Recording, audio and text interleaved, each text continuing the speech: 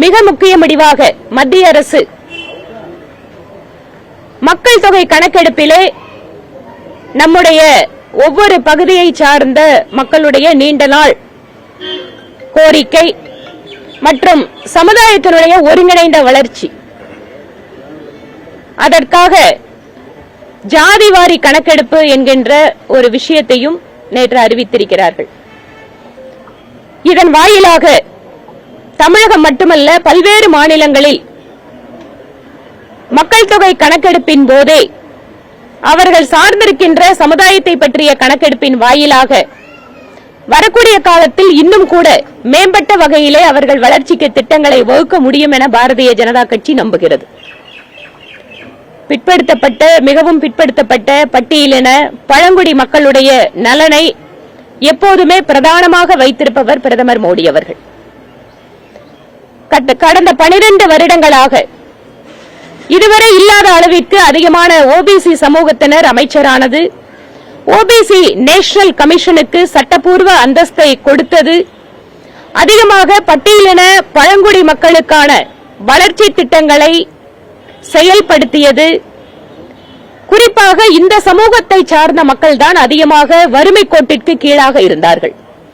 இவர்களுக்கென்று நிறைவேற்றப்பட்ட பல்வேறு அடிப்படை தேவைகள் தொடர்பான திட்டங்கள், அது ஸ்வச் பாரத் என்று சொல்கின்ற தூய்மை பாரத இலக்கின் கீழாக கட்டப்பட்ட கழிப்பிடங்கள், ஏற்படுத்தப்பட்ட நீர்நிலைகள், அனைவருக்கும் குடிநீர் திட்டம் ஜல்ஜீவன் மிஷன், அனைவருக்கும் வீடு திட்டம் ஆவாஸ் யோஜனா, அனைவருக்கும் வங்கி கணக்கு ஜன்தன் யோஜனா என்று ஒவ்வொரு திட்டங்களிலேயுமே கோடிக்கணக்கான மகளிர், அதுவும் குறிப்பாக மகளிருக்கு தான் அதிகமான திட்டங்களை கொடுத்திருக்கிறார்.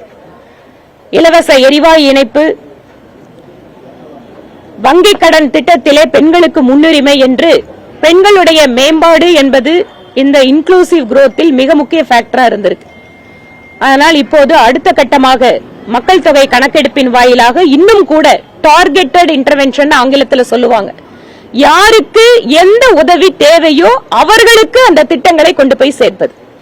அந்த வகையிலே இந்த ஜாதிவாரி கணக்கெடுப்பின் வாயிலாக இன்னும் கூட வேகமான பிற்படுத்தப்பட்ட மக்களுடைய வளர்ச்சிக்கு, பழங்குடி மக்களுடைய பட்டியலினத்தவர்களுடைய வளர்ச்சிக்கு இது உறுதுணையாக இருக்கும் என பாரதிய ஜனதா கட்சி நம்புகிறது. இதற்காக பாரத பிரதமர் மோடி அவர்களுக்கு மீண்டும் ஒரு முறை எங்களுடைய நன்றியை தெரிவித்துக் கொள்கிறோம். தமிழகத்திலே ஜாதிவாரி கணக்கெடுப்பு நடத்தப்பட வேண்டும் என பல்வேறு அரசியல் கட்சிகள் கோரிக்கை வைத்திருந்தார்கள். ஆளுகின்ற திமுக கூட ஜாதிவாரி கணக்கெடுப்பு வேண்டும் என தீர்மானத்தை கூட சட்டப்பேரவையில் நிறைவேற்றினார்கள். மாநில அரசே இதை செய்வதற்கு வாய்ப்பு இருந்தாலும் கூட மத்திய அரசுதான் இதை செய்ய வேண்டும் என கூறியிருந்த அந்த சூழ்நிலையும் நாங்கள் அறிவோம். இப்போது மத்திய அரசே அதற்கு முன்வந்து செய்ய போவது என்பது பெரும்பாலான மக்களுக்கு மகிழ்ச்சி அளிக்கக்கூடிய விஷயமாக நாங்கள் பார்க்கிறோம்.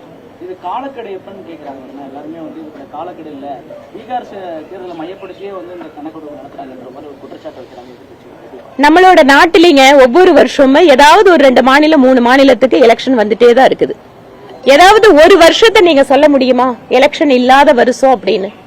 அதனால எந்த திட்டத்தை அறிவிச்சாலும் இது இந்த மாநில தேர்தலுக்கு அந்த மாநில தேர்தலுக்குன்னு இயல்பாவே எல்லாரும் சொல்றதுக்கான வாய்ப்புகள் இருக்கு. அதனாலதான் ஒரே நாடு ஒரே தேர்தல் என்கின்ற இலக்கை நோக்கி செய்யறதுனால மற்ற நேரத்தில் செஞ்சா அது எலெக்ஷனுக்குன்னு சொல்ல முடியாது. பீகார் தேர்தலை மனதில் வைத்து அல்ல, இது ஒட்டுமொத்த நாட்டினுடைய வளர்ச்சிக்காக அப்படிங்கறதா நாங்க நினைக்கிறோம். அதனால பிரதமர் மோடி அவர்கள் எதை செய்தாலுமே அதை எலெக்ஷனுக்காக செய்யறாரு, எலெக்ஷன் ஆதாயத்துக்காக செய்யறாருங்கிறது வழக்கமான அரசியல். ஒரு தகுந்த நேரத்தில் இது செயல்படுத்தப்படும் என்பதை மத்திய அரசு அறிவிச்சிருக்கிறது. அதனால மக்கள் தொகை கணக்கெடுப்பு அப்படிங்கிறது நம்மளுக்கு 21 கொரோனானால நடத்தப்படல. அதனால எப்போது அந்த மக்கள் தொகை கணக்கெடுப்பு அறிவிக்கப்படுமோ அப்போது நிச்சயமாக இதுவும் சேர்த்து அமல்படுத்தப்படும். இல்ல, நான் நினைக்கிறதல்ல. ஒரு புள்ளி விவர அறிக்கை அப்படிங்கிறது, குறிப்பாக மக்கள் தொகை கணக்கெடுப்பு அப்படிங்கறத மத்திய அரசாங்கம் கணக்கெடுக்கின்ற பொழுது பல்வேறு கூறுகள் அதுல கணக்கில் எடுத்துக் கொள்ளப்படும். குறிப்பாக நாம 2011 தான் பிபிஎல் ஃபேமிலிஸ்க்கான லிஸ்ட் கடைசியா நம்ம இந்தியாவில் எடுத்தது. 2011 வருடம் யாரெல்லாம் பிபிஎல் ஃபேமிலி வறுமை கோட்டிற்கு கீழாக இருக்கிறார்களோ அவர்கள் தான் இப்போது நிறைய மத்திய அரசு திட்டங்களை பலன் பெறுவதாக இருக்கிறது. நம்ம அதை கிரைட்டீரியா வச்சுட்டு தான் எல்லா திட்டத்தையும் நிறைவேற்றுறோம். அப்படி இருக்கின்ற பொழுது அடுத்து வரக்கூடிய மக்கள் தொகை கணக்கெடுப்பிலே இந்த பொருளாதார ரீதியான முன்னேற்றம் அப்படிங்கறதும் மிக முக்கியமா இருக்கும். அவை இல்லாமல் ஒரு ப்ரொஃபஷனல் அப்ரோச்ல ஒட்டுமொத்தமாக இலக்கு அப்படிங்கிறது என்ன, 2047 இந்தியா வளர்ச்சியடைந்த நாடாக ஆக வேண்டும். விக்ஷித் பாரத் என்கின்ற அந்த இந்தியா வளர்ச்சியடைந்த அந்த இலக்கிற்கு எது மக்கள் தொகை கணக்கெடுப்பிலே அடிப்படை அலகுகளாக வைக்கப்பட வேண்டுமோ அது நிச்சயமாக இருக்கும். பிளே ஸ்டோர் மற்றும் ஆப் ஸ்டோரில் இருந்து பாலிமர் செயலியை QR கோடு மூலம் பதிவிறக்கம் செய்யுங்கள். செய்திகளை உடனுக்குடன் பெறுங்கள்.